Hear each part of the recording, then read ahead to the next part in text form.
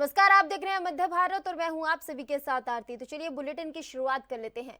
मुख्यमंत्री डॉक्टर मोहन यादव एवं भारतीय जनता पार्टी के प्रदेश अध्यक्ष व खजुराहो सांसद विष्णुदत्त शर्मा ने मंगलवार को छिंदवाड़ा जिले की अमरवाड़ा विधानसभा के ग्राम सकरवाड़ा में आयोजित आभार रैली में शामिल हुए और जनता का अभिवादन किया। इस अवसर पर भाजपा विधायक कमलेश शाह भी उपस्थित रहे।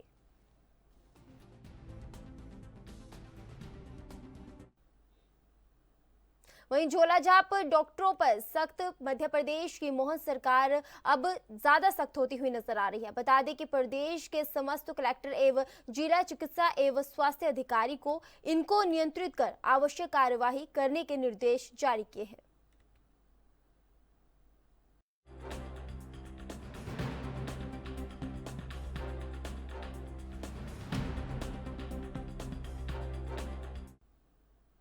उपचुनाव नतीजों के बाद अमरवाड़ा में जन आभार यात्रा पर मध्य प्रदेश भाजपा अध्यक्ष वीडी शर्मा ने कहा कि उपचुनाव में जो अमरवाड़ा ने मुझे जीत मिली है उसके लिए मैं जनता का धन्यवाद और आभार व्यक्त करता हूं। ये जीत छिंदवाड़ा में है।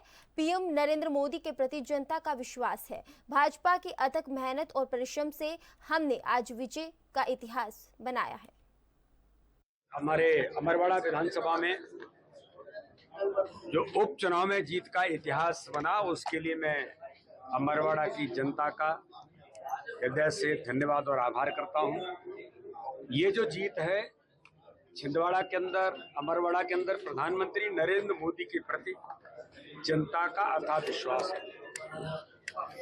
केंद्र सरकार में प्रधानमंत्री मोदी जी और मध्य प्रदेश के अंदर हमारी सरकार माननीय डॉक्टर मोहन यादव के नेतृत्व में डबल इंजन की सरकार में विकास के जो काम है, गरीब कल्याण, जो मैंने कभी छिंदवाड़ा में कहा था कि अगर छिंदवाड़ा किसी का गढ़ है तो प्रधानमंत्री नरेंद्र मोदी की गरीब कल्याण की योजनाओं के हितग्राहियों का गढ़ है। और आज उसी लिए विजय का इतिहास छिंदवाड़ा में, अमरवाड़ा के अंदर बना है। मध्य प्रदेश ने इस बात के लिए इतिहास रचा है, तो मैं जनता का धन्यवाद करता ही हूँ। लेकिन कार्यकर्ताओं की अथक मेहनत और परिश्रम, जो भारतीय जनता पार्टी के कार्यकर्ताओं ने, चाहे भाई बंटी साहू हो जो आज लोकसभा के सम्मानीय सदस्य हैं, या अमरवाड़ा के अंदर कमलेश शाह हमारे जो भारतीय जनता पार्टी के प्रत्याशी थे, एक एक बूथ पर भारतीय जनता पार्टी ने चुनाव लड़ा और भारतीय जनता पार्टी के कार्यकर्ताओं की अथक मेहनत और परिश्रम से आज हमने अमरवाड़ा में भी विजय का इतिहास बनाया है। अभी आपने देखा कि माननीय मुख्यमंत्री जी ने, अभी 3 दिन नहीं हुए हैं, विजय हमको मिली है। हमने अपने संकल्प कि हम विकास के प्रति प्रतिबद्ध हैं। अब विकास छिंदवाड़ा का तो अब होगा, क्योंकि माननीय मुख्यमंत्री जी ने उद्योगपतियों के साथ, सामाजिक लोगों के साथ और कौन कौन सी संभावनाएं, इस पर आज बात की है। और एक रीजनल कॉन्क्लेव इंडस्ट्रियल डेवलपमेंट के लिए जो प्रयास शुरू हुए हैं, ये एक महत्वपूर्ण कदम मुख्यमंत्री जी ने, हमारी सरकार ने उठाया है। और जो जो कमिटमेंट थे, आज उन कमिटमेंट पर भी जनता का जो आशीर्वाद मिला है, उन सारे कमिटमेंट को पूरा करने का काम भी भारतीय जनता पार्टी की सरकार करेगी। मैं पुनः एक बार अमरवाड़ा की जनता का बहुत हृदय से धन्यवाद कार्यकर्ता। कांग्रेस के प्रदेश अध्यक्ष जीतू पटवारी और प्रदेश प्रभारी जितेंद्र सिंह भनवर के खिलाफ प्रदेश के व्यापारी प्रकोष्ठ के अध्यक्ष अजय चौरैया ने मोर्चा खोल दिया है और जीतू पटवारी पर कई आरोप लगाए हैं और कहा कि प्रदेश की कमान किसी जीते हुए नेता के हाथ में देनी चाहिए। कांग्रेस पार्टी पटवारी के नेतृत्व में काफी नुकसान उठा रही है और क्या कुछ उन्होंने कहा, आइए आपको सुनाते हैं। तो मैं आपको बताता हूं, अगर आप बात कर रहे हैं, जब बात चली रही है तो दूर तक जाएगी, क्योंकि मेरे को पता है कि प्रदेश अध्यक्ष जी को अब मेरे ऊपर कार्रवाई करना उनकी मजबूरी हो जाएगी। पर चूंकि मैं अभी कांग्रेस में हूं, कांग्रेस में ही रहूंगा और आप सबसे वचन करता हूं कि जिंदगी के अंतिम दिन अपने दिल में, अपने दिमाग में कांग्रेस का झंडा उठाकर ये दुनिया छोड़कर आगे जाऊँगा। आज के कुछ दिन पहले की मैं बताता हूँ कि एक टीवी पर जीतू पटवारी जी का इंटरव्यू चल रहा था। एंकर ने उनसे पूछा कि जीतू पटवारी जी, कहीं ऐसा तो नहीं है कि लोकसभा के चुनाव के बाद आप बीजेपी में चले जाएंगे, ऐसी चर्चा है? तो उन्होंने बोला, बड़ी अच्छी बात बोली कि आपको मेरा डीएनए ऐसा लगता है? तो उन्होंने कहा लगता तो नहीं है। तो फिर उनका अगला क्वेश्चन था कि माननीय पटवारी जी, फिर मैं समझ लूं कि आप ताउम्र कांग्रेस में ही रहेंगे? तब पटवारी जी का जवाब, जैसा पहले सदा हुआ और अच्छा था, वो गलत हो गया। मैं आगे भविष्य के बारे में आज कुछ भी नहीं कह सकता। तो क्या मध्य प्रदेश का कार्यकर्ता ये नहीं चाहेगा कि आपका नेता दम खम से बोले कि मैं कांग्रेस में था, कांग्रेस में हूँ, कांग्रेस में पैदा हुआ हूँ, पारिवारिक रूप से स्वतंत्रता संग्राम सेनानी परिवार का हूँ, पिता पॉलिटिक्स में रहे, मैं पॉलिटिक्स में हूँ और मैं कांग्रेस ही रहूँगा और तिरंगे में भगवान के घर जाऊँगा? ये कांग्रेस के कार्यकर्ताओं को डिमोरलाइज करने का एक बहुत बड़ा षड्यंत्र है। आपने कुछ नेताओं, इंदौर के आसपास के जिलों में उन्होंने लोकल नेताओं और विधायकों के परिवार के साथ, इनके परिवार के कितने हैं कारोबार, अब आप मेरे से ज़्यादा अच्छा समझते हैं। वक्त आने पर आपको सब पता लग जाएगा। आपको गांव का नाम बताऊंगा, जगह का नाम बताऊंगा, सब कुछ बता दूंगा।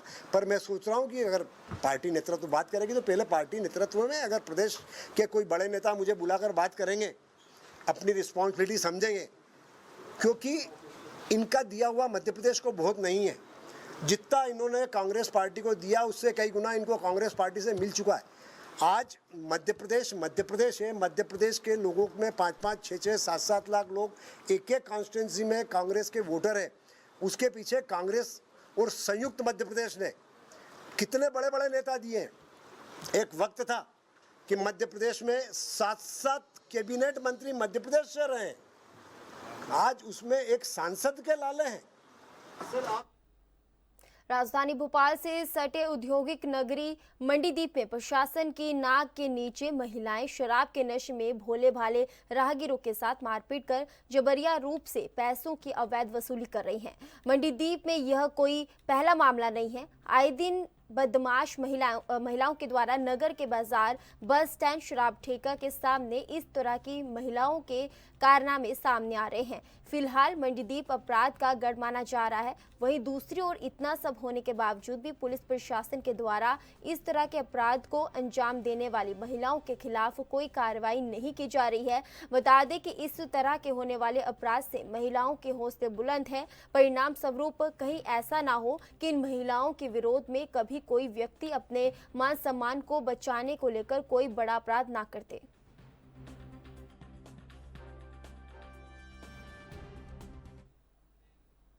हरियाणा से भाजपा की टिकट पर सांसद बनकर पहली बार रायगढ़ आए उद्योगपति नवीन जिंदल के स्वागत में पहुंचे भाजपाइयों का आपस में ही विवाद हो गया, जिसमें नवीन जिंदल के पहुंचने से ठीक पहले भाजपा जिलाध्यक्ष उमेश अग्रवाल और भाजपा के वरिष्ठ नेता विजय अग्रवाल किसी बात को लेकर जमकर लड़े। दोनों ओर से घुमा झटके काफी लड़ाई हुई। जिंदल के लाइजनिंग विभाग के लोगों ने दोनों पक्षों के लोगों को किसी तरह समझा बुझाकर अलग किया। बता दें कि एक बार तो विवाद की स्थिति कुछ ज्यादा ही गंभीर हो गई थी, लेकिन वहां मौजूद जिंदल के अधिकारियों और भाजपा कार्यकर्ताओं ने सूझबूझ का परिचय देते हुए दोनों पक्ष के लोगों को अलग करवाया। बहरहाल नवीन जिंदल के स्वागत समारोह में पहुंचे भाजपा नेताओं के आपसी विवाद को लेकर शहर में दिन भर चर्चा का विषय बना रहा।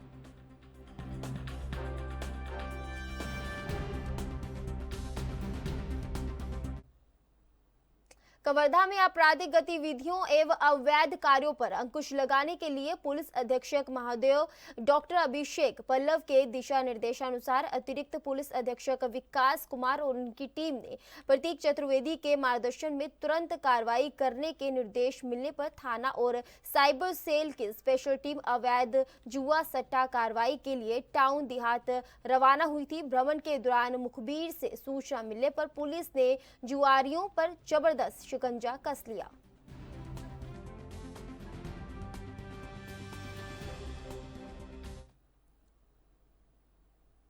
सीतापुर विकास खंड के ग्राम गेसा उप स्वास्थ्य केंद्र में उस वक्त अफरा तफरी का माहौल निर्मित हो गया जब महिला स्वास्थ्य कर्मचारी ड्यूटी पर थी और इसी दौरान अस्पताल के जर्जर भवन के छत का प्लास्टर महिला स्वास्थ्य कर्मचारी के सिर पर जा गिरा, जिसकी वजह से उसके सिर पर गंभीर चोटें आई हैं। जहां प्राथमिक उपचार के बाद बेहतर उपचार के लिए सीतापुर सामुदायिक स्वास्थ्य केंद्र उन्हें लाया गया। इधर महिला स्वास्थ्य कर्मचारी का कहना है कि इस तरह की घटना दोबारा ना हो, इसके लिए प्रशासन को ध्यान देने की आवश्यकता है, नहीं तो इससे बड़ा हादसा होने की संभावना स्वास्थ्य कर्मी ने जताई है।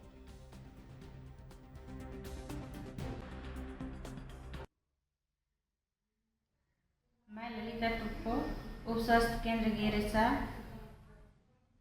में पदस्थ हूँ। ड्यूटी के दरमियान पिंटू RHO और मैं वहाँ उपस्थित थे और अचानक से वहाँ का छत टूट पड़ा और मुझे बहुत ज़्यादा चोट आई है वहाँ पर।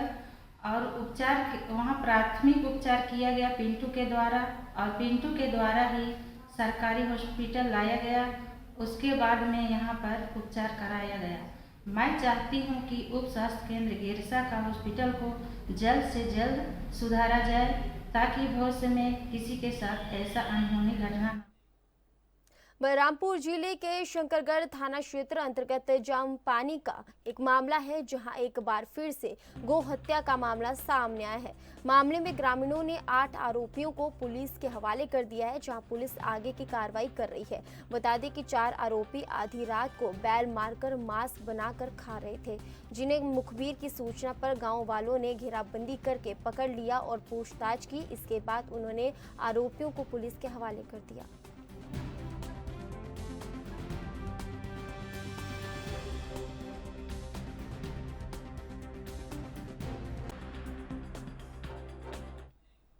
डोडा में आतंकवादियों के साथ मुठभेड़ के दौरान कार्रवाई में भारतीय सेना के 4 जवानों ने अपनी जान गंवाई है। छत्तीसगढ़ मंत्री OP चौधरी ने कहा कि ये अत्यंत दुखद बात है और आतंकवादी इस तरह हमला कर रहे हैं, लेकिन PM मोदी के नेतृत्व में हम मजबूती के साथ खड़े हैं, जैसे हमेशा देश खड़ा रहा है और बड़ा संदेश देता रहा है, वही हम करके दिखाएंगे और आतंकवाद जैसे ताकतों को दबाकर रखा जाएगा। अत्यंत दुखद है और आज आतंकवादी इस तरह के टारगेट करने की कोशिश कर रहे हैं, लेकिन प्राइम मिनिस्टर नरेंद्र मोदी जी के नेतृत्व में हम मजबूती के साथ भारत देश जैसे हमेशा खड़ा होता रहा है और बड़ा मैसेज देता रहा है, वही करके दिखाएंगे और आतंकवाद जैसी ताकतों को दबा करके रखा जाएगा। फिलहाल के लिए खबरों के बुलेटिन में मेरे साथ बस इतना ही। आप बने रहे ANB न्यूज के साथ। नमस्कार।